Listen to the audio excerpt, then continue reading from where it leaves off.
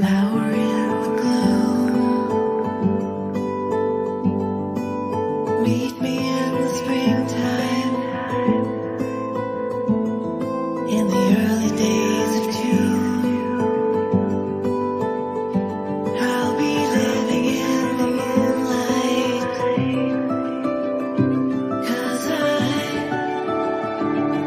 remember what it meant to know nothing of regret.